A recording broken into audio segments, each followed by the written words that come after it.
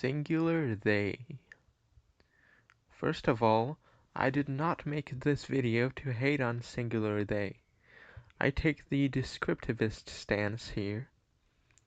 I know singular they has a long legacy. In fact, from a search, I learned we can trace it as far back as 1375. I also know a few teachers and grammarians will mark singular they as incorrect, and favor the longer he or she, or even just assume the referent has male gender and choose he, though in my experience the number of those teachers and grammarians seems to dwindle. As for me, I tend to use he or she, as in the phrase to each his or her own. You might rather say to each their own, and I respect you nevertheless for that. I do not mean to offend any non-binary people with my use of he or she. I just know we just have male or female for sexes or biological genders. So, let us get on with the video and describe singular they. Singular they sees use in reference to a person of indeterminate gender.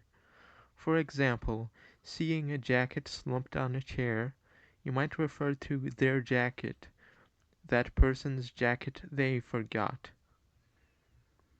Singular they also sees use in reference to characters or creatures, and especially in an affectionate manner.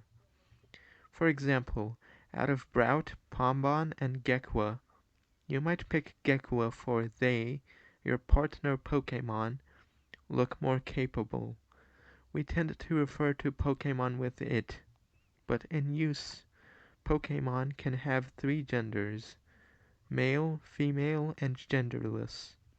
Only a few Pokemon can have the third, and all first partner Pokemon come in male or female, so singular they fits here.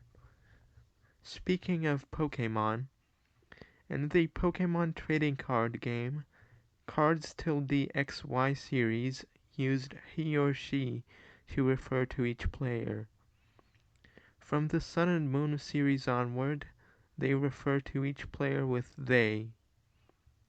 For the record, and this derails the topic a little, but we borrowed the pronoun they from Old Norse.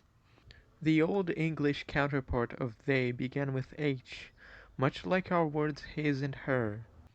I take we borrowed they from Old Norse, so it could stand out more as the language evolved. So, whether you use singular they or not, thank you for watching.